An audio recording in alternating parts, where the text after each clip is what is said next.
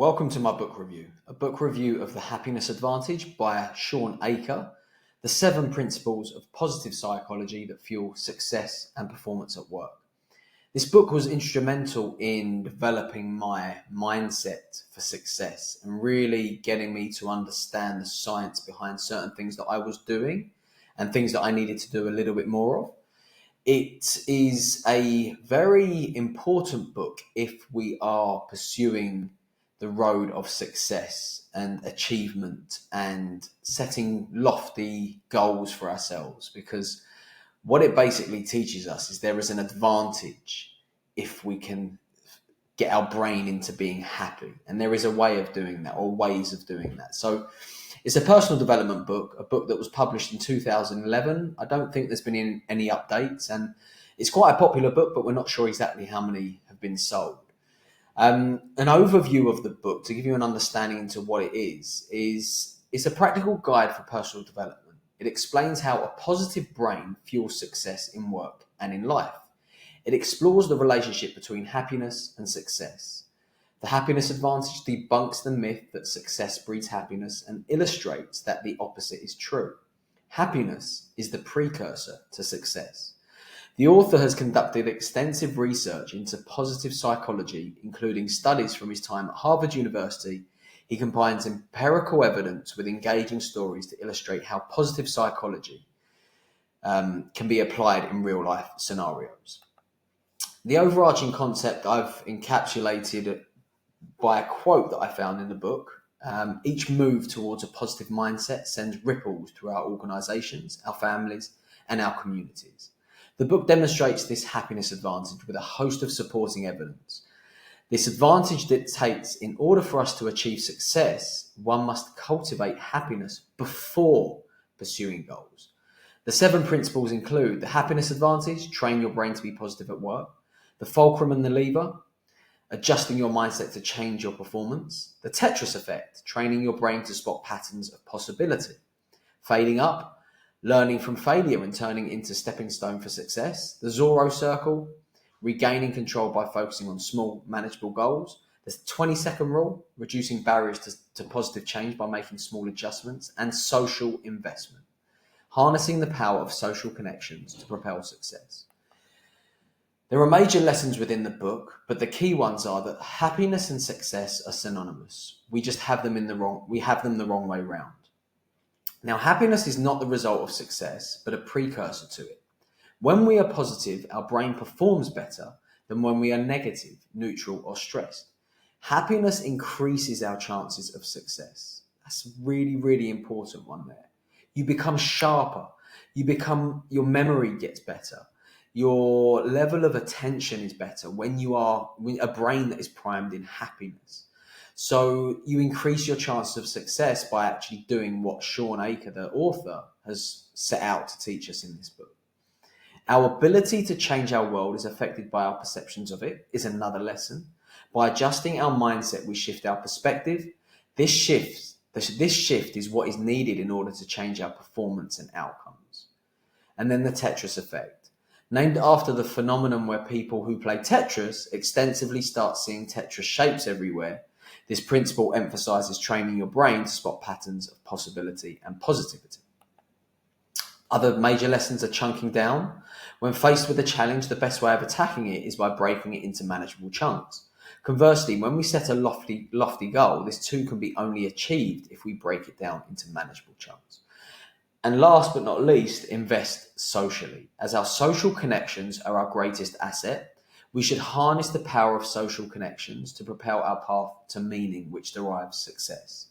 Investing in relationships can provide support, meaning and reinforcement, which are crucial for happiness and success.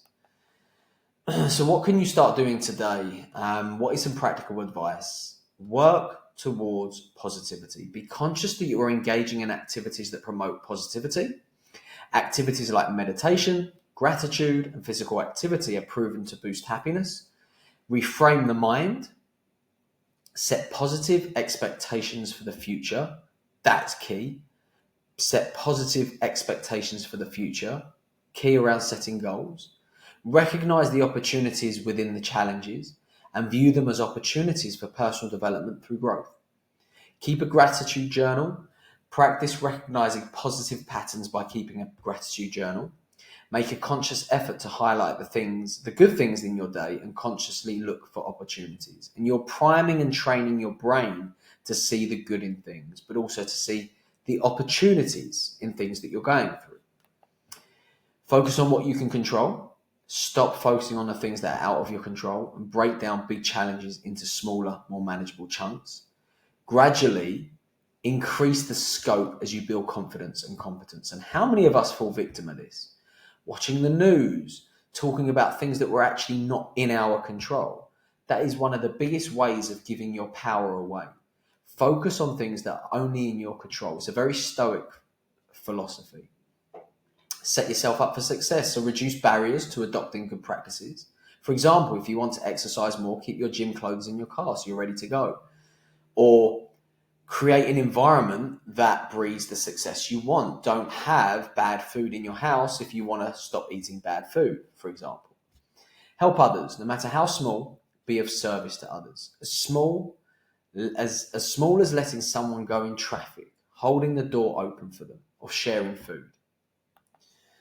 Now, there's a power passage I've taken from the book, which really, hits the nail on the head. Inactivity is simply the easiest option since we follow the path of least resistance. Unfortunately, through the passive leisure, like watching TV and scrolling socials, might be easier and more convenient than biking or soccer. They don't offer the same rewards. Studies show that these activities are enjoyable for about 30 minutes, then they start sapping our energy, creating psychic entropy, that listless, apathetic feeling. Conversely, active leisures like hobbies, games, and sports enhance our concentration, engagement, and sense of enjoyment. Compared to watching TV, experiment shows that 2.5 times more enjoyment with hobbies and 3 times more enjoyment with sports. And yet, teenagers spend 4 times more time on watching TV than on sports or hobbies. The reason it is increasingly difficult to overcome the inertia. Active leisure is more enjoyable, but it almost requires more initial effort. This is called activation energy. So the advertisers and marketers making a living off of the path of least resistance is not the sheer number and the volume and of distractions that get us in trouble. It's the ease of access to them. So the whole point of this is to say, right, we have to do the work at the beginning. We have to do the work at the beginning. You cannot want to have a life of happiness, of, enjoyment, if you're not willing to put the work in at the beginning. It takes more work to be happy than it does to be unhappy. That's hard. So do the work. In summary, the Happiness Advantage provides a scientifically backed framework for understanding how a positive mindset can enhance performance and well-being. By implementing the 7 principles, individuals can cultivate happiness that leads to greater success in both personal and professional realms.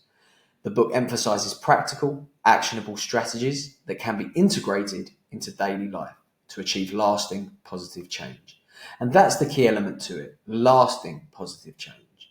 You can't create something that lasts if there isn't any work that is put into it in the beginning. There is a law of polarity at play. You put in and you get out. If you're not willing to put in, then you're not going to get out. And it's true with anything in life. Happy reading.